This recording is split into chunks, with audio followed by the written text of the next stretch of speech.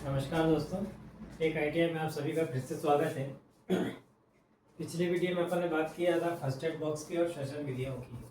ठीक है, ये ज़रूरत हमको इसलिए पड़ी थी कि हमने सोचा कि यार दुर्घटना हो गई तो अब उसके बाद क्या होगा। अब बात ये है कि हमने ये भी देखा है कि दुर्घटना क्या होती है, दुर्घटना के कारण कौन कौन से होते हैं, दुर्घटना कितने प्रकार की होती है, दुर्घटना के बाद क्या होता है, लेकिन अब दुर्घटना से बचा कैसे जाए। तो उसके लिए सुरक्षा पद्धतियों का इस्तेमाल करके हम दुर्घटना को होने को कम कर सकते हैं, तो उसकी प्रकृति को कम कर सकते हैं या रोक सकते हैं। ठीक है, हालांकि इसके बाद भी हो सकता है कि दुर्घटनाएं घटें, क्योंकि कहीं ना कुछ फॉल्ट्स होते ही रहते हैं, लेकिन बावजूद इसके हम सुरक्षित प्रणालियों को अपनाकर ऐसा कर सकते हैं। तो दुर्घटना से बचाव का सबसे अच्छा तरीका है सुरक्षा की जाए, तो किस किस तरह की। ठीक है, तो बेसिकली कोर्स के हिसाब से अगर हम बात करें तो 3 तरह की सुरक्षाओं का उसमें जिक्र किया गया है। वैसे 4 होती हैं, तो अपन उन्हीं की ऊपर चर्चा करेंगे। अपन बिफोर वो काम करें उसके पहले ये देखें कि दुर्घटना में जो लॉसेस हो रहे हैं हमारे, जैसे हमने पिछली बार बात किया था कि दुर्घटना में जन, धन और पर्यावरणीय क्षतियाँ होती हैं। तो इसमें सबसे क्रूशल माना जाता है जन, वो भी इसलिए क्योंकि वो डायरेक्ट इन्वॉल्व होता है। अब जब शॉप फ्लोर में काम करते हैं तो आप एक रिस्क फैक्टर में रहते हो। यहाँ पर अगर आपने जरा भी सुरक्षा प्रणालियों का इस्तेमाल नहीं किया तो कुछ ना कुछ दुर्घटना संभव है। चारों प्रकार की दुर्घटना में कोई ना कोई दुर्घटना आपको फेस करनी पड़ सकती है। ठीक है, तो इसी के हिसाब से हम चीज़ें चला रहे हैं और इसी के हिसाब से हम आगे बढ़ेंगे। शॉप फ्लोर की दृष्टि से या जहाँ हम काम कर रहे हैं या जिन कामों को हम करने जा रहे हैं या जिन चीज़ों के लिए हम अपने आप को प्रिपेयर कर रहे हैं उनके हिसाब से बात करें जाए तो यहाँ पर कुछ चीज़ें जो बहुत ज़्यादा मायने रखती हैं। जैसे हम एक कंपनी के लिए काम करते हैं, वो कंपनी हमको मशीनें प्रोवाइड कराती है, साथ में उन मशीनों पर हमको जॉब्स बनाने होते हैं। ये बेसिकली वो प्रोडक्ट होता है जो वो कंपनी खुद बनाती है। ठीक है, तो यहाँ बचाने के हिसाब से अगर बात करें या सुरक्षा करने के हिसाब से बात करें तो ये सारी चीज़ें उसमें इन्वॉल्व होगी। सबसे पहले जिस चीज़ को बचाना है वो आपकी जान है ना। सेकेंडरी स्टेज जो होती है ना वो मशीनों पर आती है, जिन मशीनों पर हम काम करते हैं उनको। और थर्ड स्टेज जो आती है ना, जिन प्रोडक्ट को हम बना रहे हैं उनको सुरक्षित रखने के लिए, तो ये पूरा कोर्स ही इसी पे बना हुआ है। आपका जो ज़्यादातर कोर्स है वो इसी पे, अगर आप सारी चीज़ों का नॉलेज रखते हैं तो ये सारी चीज़ें आप बचा सकते हो। तो सुरक्षा के अंतर्गत इन्हीं 3 चीज़ों को पहले दिया गया है यहाँ पर। तो 3 प्रकार की सुरक्षा है। पहली है स्वयं की सुरक्षा। ठीक है, जैसे कि मैंने कहा कि जन हानि को सबसे बड़ी हानि माना गया है, तो उसी हिसाब से अगर बचाने की पहली बात आती है तो वह है स्वयं। मैंने पहले भी कहा था कि अगर बचा रहेगा नर तो फिर से बना लेगा घर। तो इसी बात को ध्यान में रखते हुए कहीं पर भी सबसे पहले जान को ही बचाया जाता है, बाकी और लॉसेस को उस समय होने दिया जा सकता है, लेकिन जान को पहले बचाना ये प्रायिकता है। तो इसलिए जब आप शॉप फ्लोर में होते हो और जब किसी भी प्रकार के कार्य को करने की स्थिति में आते हो तो सबसे पहले ये देख लेना चाहिए कि हम उसमें कितने अपने आप को सुरक्षित रख सकते हैं। इसके हिसाब से जो भी जरूरत होगी वो सब करना पड़ेगा। ठीक है, ज़्यादातर आप लोग वेल्डर हो सकते हो, इलेक्ट्रिशियन हो सकते हो, मशीनिस्ट हो सकते हो, टर्नर हो सकते हो, फिटर हो सकते हो, मोटर मैकेनिक, वायरमैन, कुछ भी, मतलब है ना। तो जो भी काम करने जाओगे, इनसे रिलेटेड काम करने जाओगे, और वहाँ जाते समय आपको ये बात ध्यान में रखना है कि मेरे रिस्क फैक्टर कितने हैं और मुझे क्या क्या हो सकता है, किस किस तरह की घटनाएं यहाँ घट सकती है मेरे आसपास के वातावरण में। ये आपको अपने हिसाब से देखना है। हर चीज़ के हिसाब से आपको सुरक्षा पद्धतियाँ अपनानी है ताकि आप अपना और अपने आसपास के लोगों की जान बचा सको या उनको सुरक्षा प्रदान कर सको। जैसे अगर नॉर्मल वे में बात करें तो चिपिंग करते समय, जैसे चीज़ल वगैरह का यूज़ करते हैं, चिपिंग करते हैं, तो चिपिंग करने के दौरान क्या होता है, कई बार चोट गलत लगने से छेनी के उचकने की संभावना, चिप्स निकल के दूसरों के ऊपर गिरने की संभावना, इस तरह की चीज़ें होती है। तो वहाँ चिपिंग गार्ड लगा के हम दूसरों को भी बचाते हैं और स्वयं को भी बचाते हैं। ठीक है, तो यही बात सभी जगह लागू होती है। आप मशीनों पर हो तो मशीनों पर गार्ड लगाना चाहिए, प्लस उन मशीनों के हिसाब से जो भी सुरक्षा उपकरण आपको पहनना है निजी तौर पर वो आपको लगाना चाहिए। जैसे ऐसे मशीनों पर, जिन मशीनों पर चिप्सें उड़ती हैं जो शरीर पर या आंखों की तरफ आती है, तो आई गॉगल का साथ ही एप्रन का यूज़ करना चाहिए। ठीक है, घूमती या ऐसी जगह जहाँ पर सर घूम रहा हो या जाप घूम रहा हो या मशीन में ही कोई पार्ट ऐसा है जो आपकी बॉडी के आसपास घूम रहा हो, तो वहाँ ऐसे कपड़े नहीं पहनना चाहिए जो उनके संपर्क में आकर आपको नुकसान पहुँचते हैं। ज़्यादातर घटनाएं इसी से घटती है, लूज़ कपड़ों से ही। ठीक है ना, जैसे ड्रिल मशीन का स्पिंडल घूमता है, लोग वहाँ काम करते हैं, उस पीरियड में बेसिकली होता ही है कि आपकी बॉडी का कोई भी हिस्सा जो उसके स्पिंडल के संपर्क में आए, अगर वहाँ पर ढीले वस्त्र होंगे तो होगा क्या, वो इमीडिएट स्पिंडल के संपर्क में आने पर स्पिंडल में घुस जाएगा और गोल गोल घुमाकर आपको भी इसमें खींच लेगा। ये ध्यान रखिए कि मशीनों की ताकत आपसे ज़्यादा है। जो मशीनें लोहा काटती है वो इंसानों का क्या हाल करेगी, इसी हिसाब से आप इस चीज़ को समझें। तो सबसे पहला काम है स्वयं की सुरक्षा करना।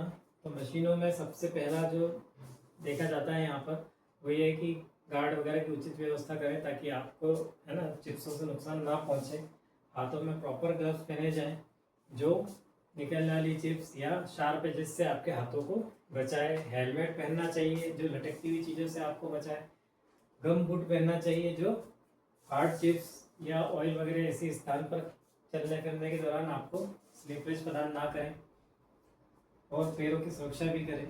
ठीक है, आई गोगल्स हो गया है ना, जहरीली गैसों के अंतर्गत काम करने के दौरान आपको उचित मास्क पहनना चाहिए। मास्क भी अलग अलग तरह के आते हैं, गैसों के हिसाब से बने होते हैं। अभी आप लोगों ने कोरोना के समय सुना होगा N95 ये वो सब। ऐसे ही शॉप फ्लोरों में अलग अलग तरह के मास्क होते हैं। इनके ऊपर भी अपन जितने भी सुरक्षा उपकरण हैं इन सब के ऊपर अपन एक अलग से क्लास चलाएंगे, उसमें इन सब चीज़ों का जिक्र होगा और इसमें सब बताया जाएगा आपको कि किस किस तरह के मास्क होते हैं, किस किस तरह के हेलमेट होते हैं, ग्लव्स किस किस तरह के होते हैं वगैरह वगैरह। ठीक है ना, तो ये सारी चीज़ें आपको सुरक्षित रखने के हिसाब से बनाई गई है। ठीक, सेकेंड इसमें आता है मशीन की सुरक्षा। जिन मशीन पर हम काम करते हैं उनकी सुरक्षा का दायित्व भी हमारा ही है।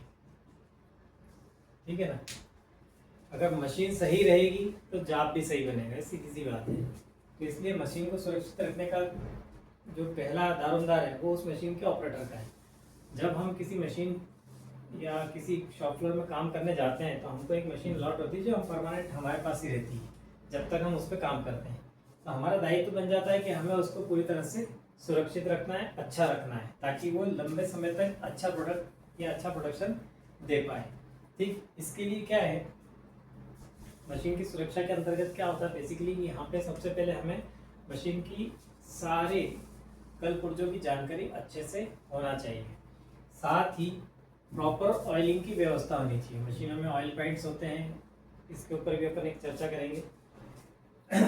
तो प्रॉपर टाइम पर उनमें ऑयल फिल करना होता है। कुछ पॉइंट ऐसे होते हैं कि प्रतिदिन करना होते हैं, किसी दिन मासिक होते हैं, कभी ईयरली होते हैं और कभी इनमें से बचाव जो टाइम होता है उनमें होता है कि मतलब जब आपको लगे कि हाँ ड्राइनेस आ गई है यहाँ पर तो वहाँ ऑयल करना है। तो इसके सिंबल है, ये भी अपन मशीन मेंटेनेंस में पढ़ेंगे।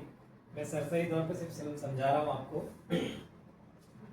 कि अलग अलग स्टेज पर या अलग अलग चार्ट के हिसाब से हम चीज़ों को चलाते हैं, उसी के हिसाब से हम कार्य करते हैं। मशीनों पे भी इस तरह के चार्ट दिए होते हैं जिनमें सिंबॉलिक तरीके से बताया जाता है कि मशीनों में कब क्या आपको करना है। बस ये है कि मशीन मैनुअल को आपको अच्छे से पढ़ना आना चाहिए। प्रतिदिन मशीन की सफाई की जाती है। आपको ये आईटीआई में पहले ही बताया होगा कि मशीन को ऑन करने से पहले और ऑफ करने के दौरान आधा घंटा करीबन आपको मशीन को साफ़ करना होता है। ये साफ़ करना बेसिकली इसलिए नहीं होता है कि आप वहाँ पर गंदा कचरा ये सब हटा दो। ये बेसिकली इसलिए होता है क्योंकि साफ़ करने के दौरान आपको मशीन में होने वाली कोई भी गड़बड़ी दिखाई दे जाती है। नॉर्मल भाषा में बात करें या घरेलू भाषा में बात करें तो जैसे आपकी बाइक होती है, हम घरों में बाइकों का इस्तेमाल करते हैं तो बाइकों में भी कपड़ा लगाते हैं। कपड़ा लगाने के दौरान ही हमको समझ में आता है कि बाइक के अंदर कहाँ कहाँ क्या क्या प्रॉब्लम्स आ रही है। उसी के हिसाब से हम उसको सर्विस सेंटर ले जाते हैं और उसको ठीक कराते हैं, है ना। टाइमली अगर कोई चीज़ करा लोगे तो उसमें बड़ा फॉल्ट होने से बच जाएगा।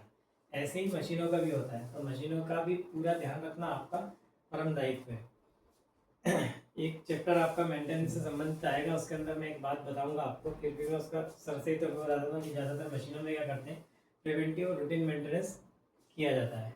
ये बेसिकली उसके लिए होता है, रूटीन मेंटेनेंस इसलिए होता है कि ताकि अपन ये देख ले कि मशीन में कोई खराबी आ तो नहीं रही है, तो उसको पहले से ही चेक किया जाए। और अगर मान लो अगर उसमें खराबी आने की स्थिति दिख रही है तो उस पार्ट को बदलकर उसको प्रिवेंटिव मेंटेनेंस में है ना ठीक कर लिया जाता है, ताकि मशीन सुचारू रूप से आगे चलती रहे। अन्यथा ब्रेक डाउन होगा। ब्रेक डाउन में मशीन कितने दिन तक जाएगी इसकी कोई गारंटी नहीं है। तो इसी हिसाब से अगली जो सेफ्टी रहती है हमारी वो मशीन की रहती है। थर्ड आता है इसमें जॉब की सुरक्षा।